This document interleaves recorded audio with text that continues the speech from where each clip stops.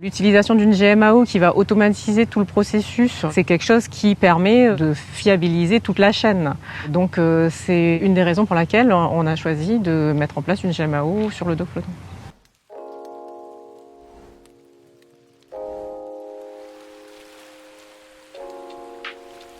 Alors, je suis Karine Lian-Ouane, je suis responsable du service littoral et maritime pour le Grand Port Maritime de La Réunion.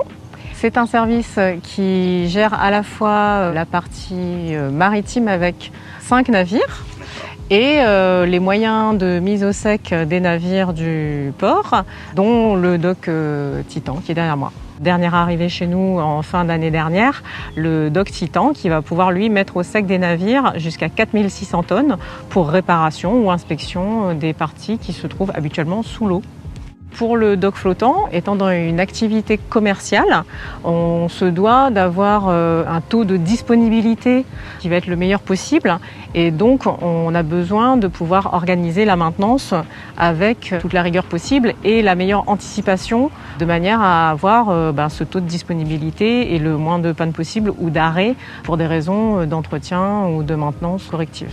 La gestion de la GMAO jusqu'à présent était plutôt à l'ancienne avec des tableaux Excel et le mécanicien de chaque navire qui suit la maintenance.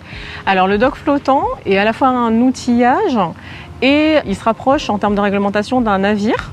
C'est pourquoi on a fait le choix du logiciel Bottonbook qui nous permet d'organiser la maintenance selon la réglementation maritime et de traiter toutes les opérations avec la vision du maintien en conditions opérationnelles quotidien. C'est un enjeu important pour nous d'avoir le maintien en conditions opérationnelles pour l'exploitation, pour la sécurité technique, pour la sécurité du personnel aussi simplement. Et quand bien même le dock reste à quai, il opère avec des navires qu'il doit mettre au sec. Donc c'est un point important pour nous d'avoir ce suivi-là. Étant sur une île, il y a certaines pièces qui mettent beaucoup de temps à arriver, donc il faut vraiment qu'on ait cette vision pour anticiper toutes ces étapes. L'utilisation d'une GMAO qui va automatiser tout le processus, depuis le signalement du défaut jusqu'au traitement administratif, à la commande de la pièce et à la validation par responsable, c'est quelque chose qui permet de fiabiliser toute la chaîne. Donc c'est une des raisons pour laquelle on a choisi de mettre en place une GMAO sur le dock flottant. L'apprentissage du Bottonbook semble assez simple puisque c'est sous forme d'un site web. Donc c'est vrai que le format est plutôt ergonomique, ça semble facile d'accès et bon, je dirais pas que c'est ludique, mais presque puisque la présentation permet de facilement prendre des photos et signaler le défaut et voir dans le workflow où se trouvent les différentes tâches.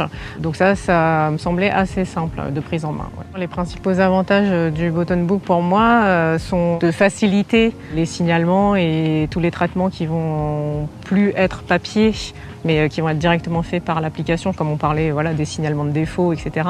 Avec joindre la photo. Donc là, c'est fait directement, donc ça facilite la tâche de l'opérateur. Ensuite, ça permet aussi un suivi dans le traitement du défaut, puisque la personne qui va traiter ça au bureau, elle va directement avoir la localisation, la photo, enfin tous les éléments qui vont dans le dossier. Ça permet d'avoir à la fois la traçabilité et puis de gagner en efficacité et permettre de faire des tris pour voir sur certains équipements quelles sont les pannes ou les historiques de chaque intervention. Donc c'est un gain de temps. De ce que j'en vois pour l'instant, oui, c'est prometteur.